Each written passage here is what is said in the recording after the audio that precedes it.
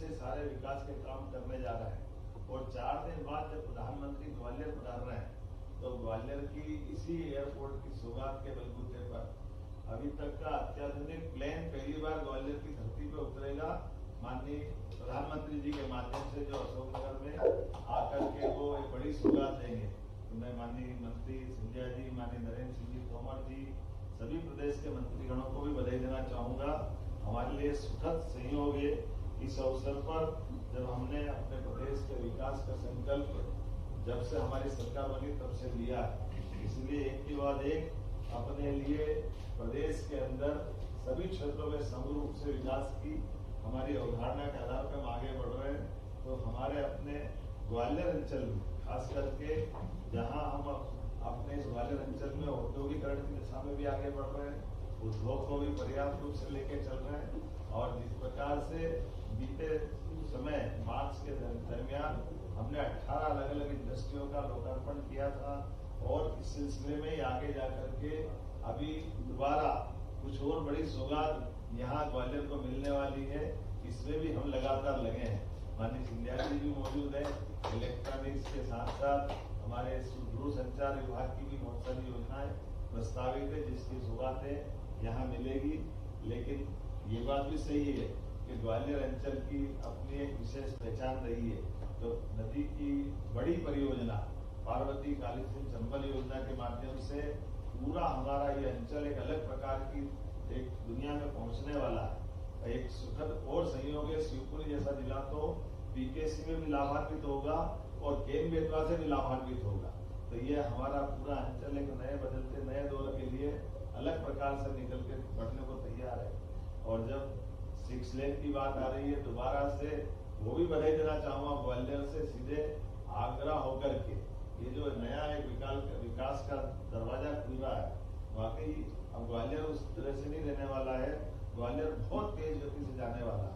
कई अर्थ में तो ऐसा लगता है कि हमारा दिल्ली और ग्वालियर में कोई अंतर ही नहीं रह जाएगा। बीच का अंतर विकास के माध्यम से पूरा होगा। मैं सभी अपने माननीय विधायकगणों को, माननीय मंत्रीगणों को, सभी सम्मानित अतिथियों को बधाई देना चाहूंगा। हमारी सरकार के बनने के बाद हमने कई क्षेत्रों में अलग अलग प्रकार से काम किया और जैसा कि हम सबको जानकारी है, आज के इस अवसर पर कई सारे हमारे विरोधी हमारी इन सफलताओं के लिए उनका कोई योगदान नहीं है, लेकिन उद्घाटन के लिए लालायित होते हैं। अब ये उनका अपना मन भी है या वो हमको श्रेय देना नहीं चाहते। कोई बात नहीं, विकास के मामले में उनका मन उनके साथ रहे, लेकिन जब हमने विकास का संकल्प लिया है तो हम तो सबके लिए भला की बात करते हैं। उनका भी, उनके भावना को भी समझ रहे कि वाकई ये सौगात बड़ी है। वो रोज अपना समाचार निकालते थे, लेकिन मैं अपनी ओर से एक बार फिर आप सबको बधाई देना चाहूंगा। हमारे लिए आज ही हमने कैबिनेट के माध्यम से अपने दूध उत्पादन में भी मध्य प्रदेश की एक विशेष पहचान बने। तो जो श्योपुर का गोकुल समान इतना अच्छा बेल्ट है, मैं तो देख के आनंद में डूब जाता हूँ। ऐसा गोधन इतनी बड़ी संख्या में जो गोवर्धन पूजा के समय आनंद आया था, वाकई वो अद्भुत। और हमने अपनी नई योजना आज ही लॉन्च की है कि 25 से ज्यादा जो गाय पालेगा उसको 25% अनुदान मिलेगा और 200 गाय तक भी पालेगा तो ये 8 यूनिट करके उनको लाभ देंगे। और दूध का उत्पादन जो 9% है इसको 20% ले जाएंगे। प्रत्येक व्यक्ति की आय बढ़ाने के लिए मुझे इस बात की प्रसन्नता आज 1,52,245 रुपया प्रति व्यक्ति आय मध्य प्रदेश के प्रति नागरिक की हुई है। और हम सबका प्रयास है यशस्वी प्रधानमंत्री के नेतृत्व में जब आजादी का अमृत काल समाप्त होगा तो मध्य प्रदेश का बजट जो वर्तमान में हमने 4,21,000 करोड़ का किया था, ये आने वाले 25 साल तक जो भूमिका बनी 5 साल में तो डबल होगा और 47 तक 250 लाख करोड़ का ये बजट होगा। और ऐसे में प्रति व्यक्ति आय 22,50,000 रुपया प्रति व्यक्ति होगी। तो ये आने वाले समय में वैश्विक स्तर पर जिस प्रकार का समय चल रहा है, माननीय प्रधानमंत्री जी के माध्यम से, अब हम तो प्रधानमंत्री जी के माध्यम से माननीय केंद्रीय मंत्री को बधाई देते हैं ताकि आपके माध्यम से प्रधानमंत्री तक बधाई पहुंच जाए। ये जो आउटलाइन भारत सरकार खड़ी कर रही है, बदलते दौर में इसका लाभ मिलेगा। और प्रदेश में माननीय हमारे विधानसभा अध्यक्ष श्रीमान नरेंद्र सिंह तोमर जी के नेतृत्व में जन कल्याणकारी योजनाओं को लेकर के मध्य प्रदेश सरकार डबल इंजन की सरकार के नाते से आगे बढ़ रही है। हम सौभाग्यशाली है, हमारे यहाँ ऐसे सारे मंत्रियों का, सुयोग्य मंत्रियों का योगदान मिल रहा है। माननीय राकेश सिंह जी है, माननीय सिलावट जी है, माननीय प्रद्युम्न सिंह तोमर जी है, माननीय नारायण कुशवाहा जी है, और हमारे अपने सभी जनप्रतिनिधियों के माध्यम से एक के बाद एक विकास के सभी कामों में हम लगातार लगे हैं। आने वाले समय में 10 तारीख की महावीर जयंती की भी मैं अग्रिम बधाई देना चाहूंगा, और अम्बेडकर जयंती 14 तारीख की आगामी रूप से अम्बेडकर जयंती की भी मैं प्रदेशवासियों को बधाई देना चाहूंगा। और मैं उम्मीद करता हूं कि गेहूं का जो उत्पादन जिस प्रकार से हुआ है, हमारे सभी मित्रगण अपने अपने नजदीक के क्षेत्रों में गेहूं उत्पादन को लेकर के भी पूरी ताकत से लगेंगे।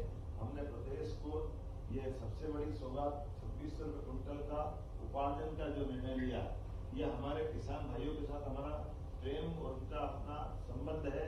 और यशस्वी मंत्री, ऊर्जा मंत्री यहाँ बैठे हैं, आज ही इनके यहाँ से अनाउंस हुआ है कि हमारे विभागों ने अलग अलग प्रकार से उन्नति करते हुए एमएसएमई डिपार्टमेंट ने हमारी सभी देनदारी एमएसएमई की, हेवी इंडस्ट्री की, लघु कुटीर उद्योग की, एक साल में 5200 करोड़ की सारी देनदारी देते हुए करीब करीब जीरो की स्थिति में आए कि हमारे पास किसी की कोई लाइबिलिटी पुराने उद्योगपतियों को न देते हुए उद्योगों का ये जो अनुकूल माहौल बना है, ऐसे ऊर्जा मंत्री के माध्यम से भी हमारी सारी पुराने जो देनदारियां थी उनको खत्म करते हुए यहाँ तक कि कोयला भी रखा हुआ एडवांस में भुगतान करके हमारा अपना ऊर्जा मंत्रालय सशक्तता से आगे चल रहा है। ऐसे कई क्षेत्र की बात कर सकता हूँ, लेकिन आज का समय तो आनंद मनाने का है।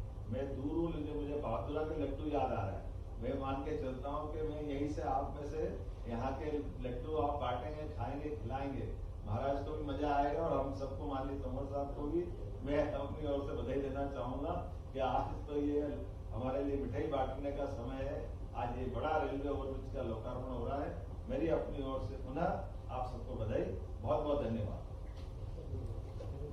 बहुत बहुत धन्यवाद माननीय मुख्यमंत्री महोदय, आपकी सदिच्छाओं के लिए, आपकी सद्भावनाओं के लिए हम आभारी हैं।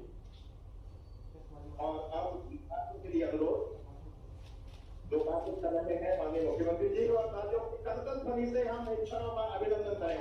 धन्यवाद माननीय मुख्यमंत्री।